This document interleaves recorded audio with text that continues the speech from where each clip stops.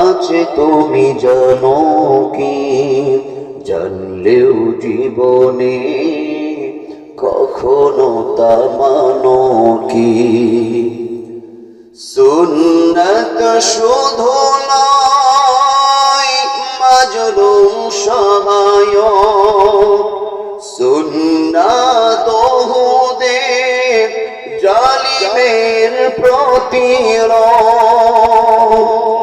সুন্নাত শুধু নয় নির্জন ধ্যানে যাওয়া, আর সুন্নাত হলো পাথরের আঘাত খাওয়া। মোহাব্বতি দাও সুদিনের সাথী তুমি, মোহাব্বতি দাও সুদিনের সাথী তুমি, দুর্দিনেও তার পাশে থাকো কি। আরো কিছু সুন্নাত আছে তুমি জানো কি, জানলেও জীবনে কখনো তা মানো কি। সুন্নাত শুধু নয় পাগড়ি মাথায় দেয়া, আরো সুন্নাত হলো অন্যায় বাধা দেয়া।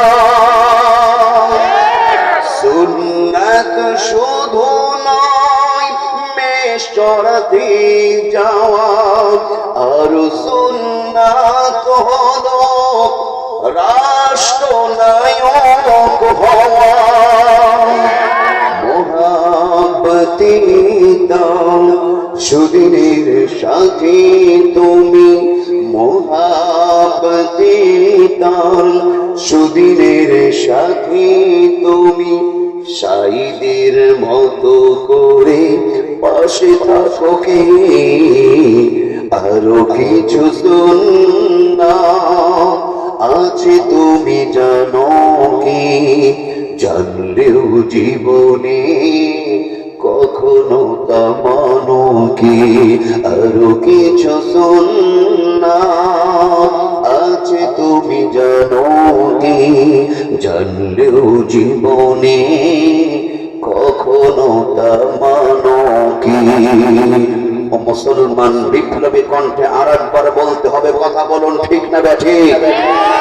এই বাংলার জমিনে অনেকে আছে নবীজির প্রিয় আশিক দাবি করে, শুধু মনে করে মিসওয়াক পড়াই সুন্নাত, পাগড়ি পড়াই সুন্নাত, মধুপান করাই সুন্নাত, দাওয়াত খাওয়া সুন্নাত।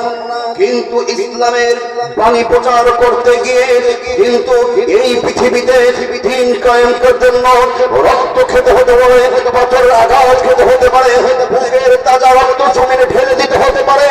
এটাও যে একটা বড় সুন্নাত, এই সুন্নাতটা অনেকে মানতে চাই না, কথা বলুন ঠিক কিনা। আমি আজকে ওই হাতগুলো দেখতে চাই।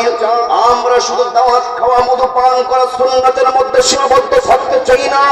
নবীজির প্রিয় আশিকের দাবি ভূমিকা পালনের জন্য, যদি দিন কায়েমের জন্য, ইসলাম প্রচারের জন্য বুকের তাজা রক্ত ঢেলে দিতে হয়, কারা কারা রাজি?